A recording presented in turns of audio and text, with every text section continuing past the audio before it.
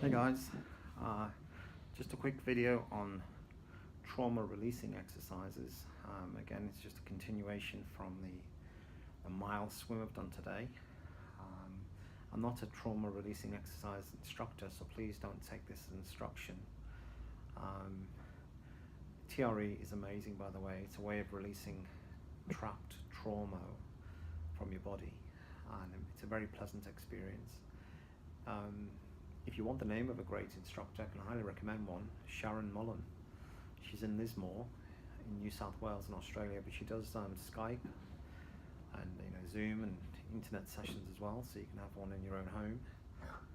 I probably regard Sharon as one of the best TRE instructors in Australia. She trained me. She's a lovely, warm Irish lady, and TRE is amazing. It's basically the activation of a therapeutic tremor in your body. I'll just move down a bit. I'm not brilliant at making videos, I do apologize. It's the activation of a therapeutic tremor in your body. These movements, I'm not choosing to make these movements. These are physiological responses out of my conscious reach, and my body is doing its own thing. It's a bit like handing over to automatic pilot, if you like. And all mammals can do this. It's just a way of just releasing stress from your body, trapped trauma. Trauma is just a trapped survival response. You're probably familiar with the fight and flight response, which are survival responses, but we have more than that. Up to now, we think we've got five survival responses, which are, the primary one is connecting with other people, seeking protection from, receiving protection like from mum and dad when we're children especially. That's our primary way of surviving. And that's why we're so geared to being social and seeking validation and, approval from others. It's human, it's normal. If we don't, especially as children, if we don't get that connection, validation, then our body goes into shock. By shock, what I mean is it goes into another survival response. It can go into fawning. So just have a rest. So fawning, not everyone does this, but it was identified by Pete Walker, who wrote the book Complex PTSD from Surviving to Thriving.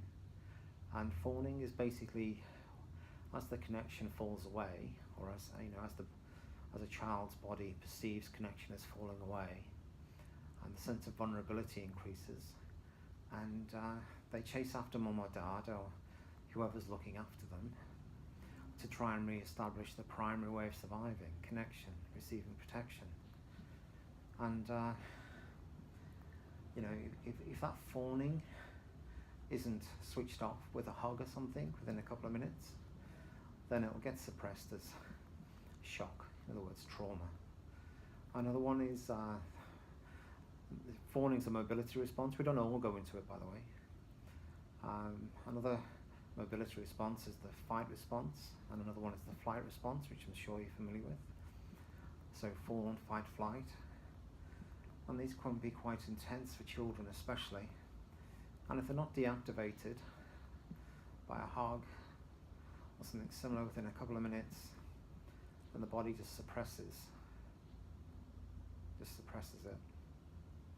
And it later comes out in dreams, behaviors and what have you. And another one, if the fawning, the fight or flight doesn't work, or is not appropriate, or it's too dangerous to go into those, then we can drop down into what Stephen Porges calls, he's a neuroscientist and psychologist, and we drop down to what's called the freeze response, which Stephen Porges regards as the last response before death. And this is the immobility response. This can range from a full-blown faint and pooing yourself and urinating, basically mimicking death.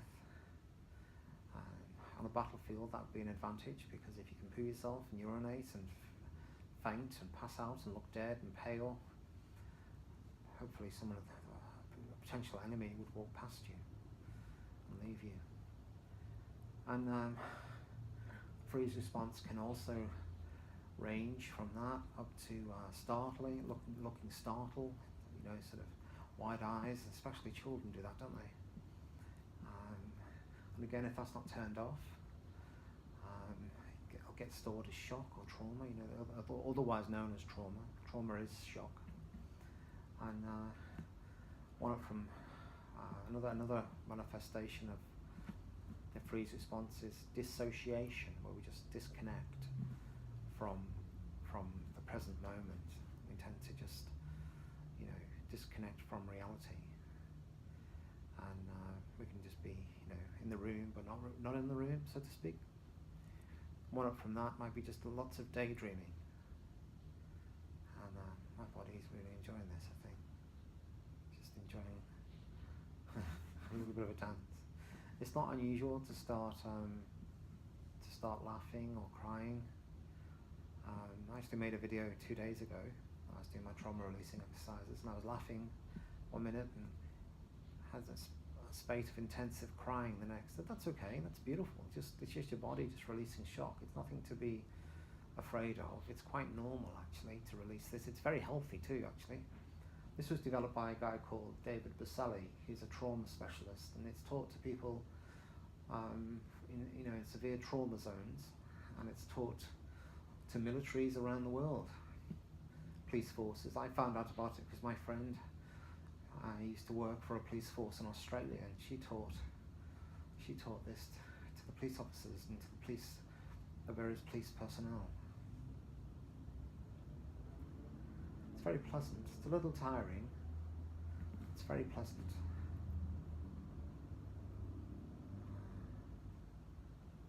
It's just like putting your body on automatic pilot, really. Tremoring, it's almost like your body is simulating the completion of a fight or flight response. It doesn't seem as though it's taking any energy from you at all, really. Although it is releasing energy, activation energy, the shock, in other words, but it doesn't feel tiring. I know it sounds weird, because it looks like my body's doing a bit of a workout with all the shaking, but it really doesn't feel tiring. I can feel a little bit of a cry wanting to come on now, and that's just shock releasing. So if I do start weeping or crying, it's absolutely fine. It'll pass. It's beautiful, really. It's a beautiful experience. There's nothing to be. All crying is, it's just releasing shock.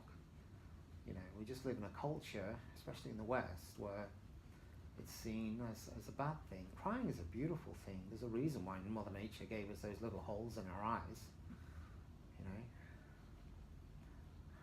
An ex-partner of mine, who was a psychologist, once told me that crying tears when we're distressed is just a way of releasing cortisol. Apparently, our tears are 95% cortisol when we're stressed. And that's pretty cool, isn't it, really? So we cry for a reason, and that's why it feels good to after a cry. It's nothing